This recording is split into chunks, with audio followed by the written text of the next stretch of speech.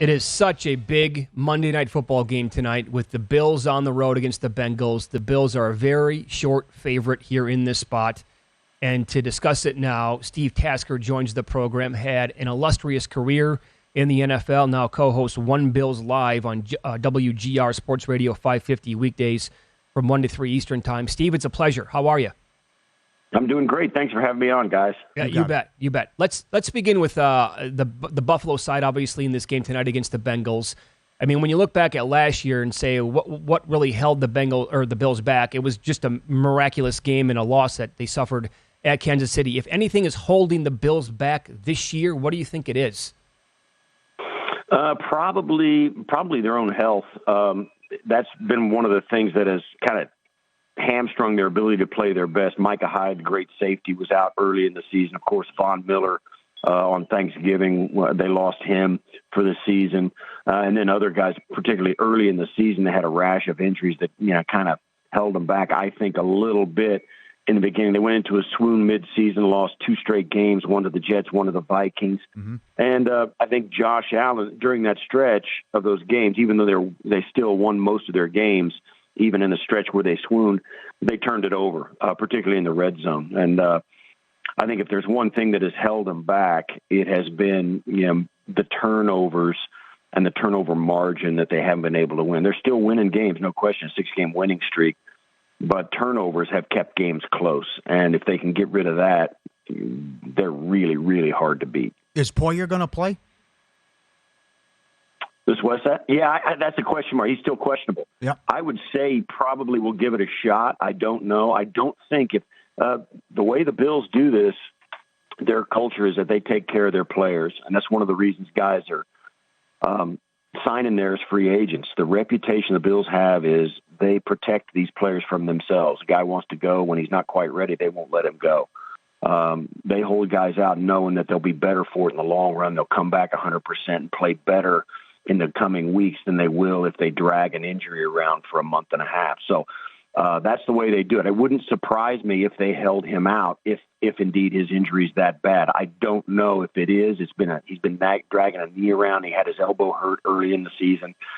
I think with the playoffs, being in the playoffs and the way they're playing, I think they feel that if they're 100% physically all over the field, even without Von Miller, even without Micah Hyde, I think they believe they can go on the road and beat anybody. Mm-hmm. So I think they'll take their chances against the Cincinnati offense, as good as it is, and make sure they're 100% when the playoffs roll around, rather than take a chance on getting the 1 seed and playing guys. They've been good enough for 3 years to win the Super Bowl, guys, and they've running into Kansas City on the road in the playoffs has been a problem. But I think that monster has been slain. So I think they'll do what they can to make sure they're 100% in 2 weeks rather than for this next week 17 and 18 games. Oh, that's a great nugget. So the one overall seed doesn't necessarily mean as much to the Bills as some people might make it out. Good to know. Steve Tasker, our guest here on Follow the Money. It's VSiN, the Sports Betting Network. Talking about all these injuries. Tre'Davious White was banged up for a lot of the season. He recently came back. How do you see this going tonight with him matching up? Does he take on Chase? Does he match up against Chase the entire time? If not, how does this break down? Yeah, that's interesting because this is as good. You guys know Cincinnati's a boatload out at wideout. They got a ton of guys out there. T. Higgins, Chase, and Tyler Boyd. Those guys are really the best trio in the NFL, and it's really crazy to think any team can go that deep into their secondary. Because really, you want to double team one of those guys, and if you can go by down and distance and formation and personnel where they're lining up, you want to kind of pick the guy you think is the most likely number one receiver, kind of double him up.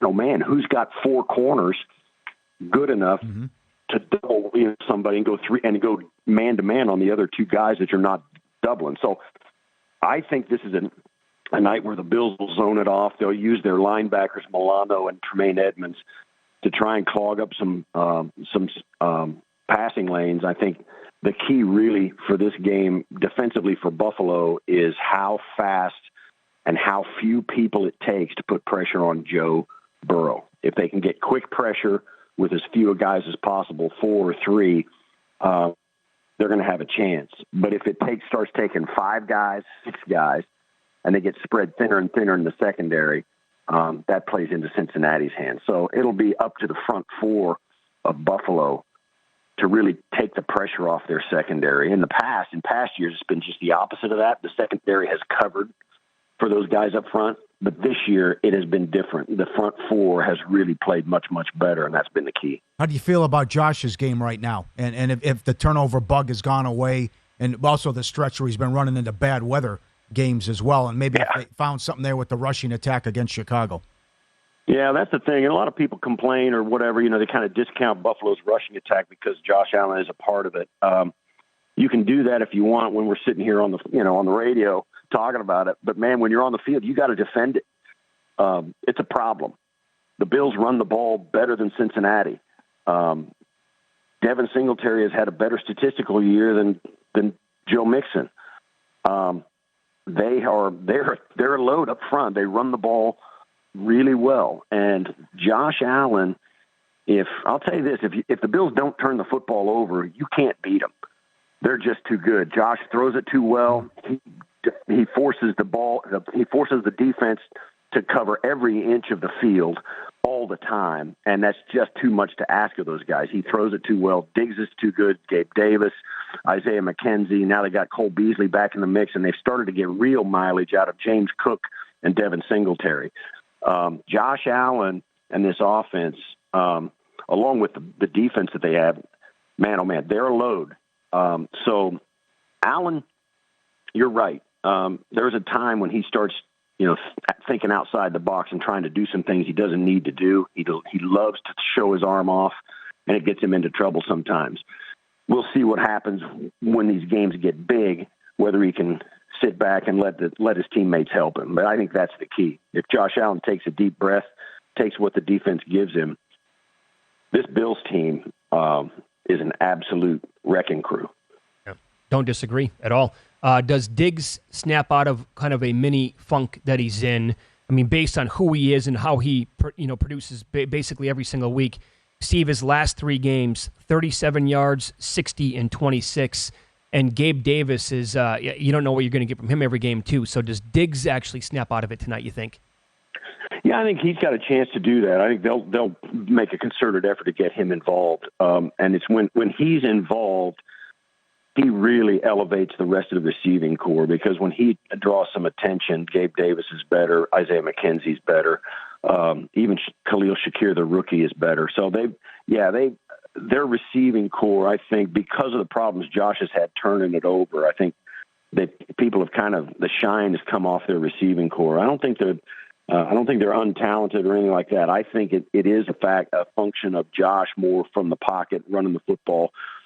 He loves to make plays off the page, but I think you can count on them making a concerted effort to get Diggs involved tonight. They know they need to run. They need to run the passing game through him first and foremost, and if they can focus on him, everything else will come into play later. Hey, Steve, we have about a minute left here. You don't have a vote, but if you did, you probably know Brian Daboll very well from his time there in Buffalo. Now the first-year coach with the Giants. If you had a vote for Coach of the Year, would Daboll get your vote, or would it be somebody else?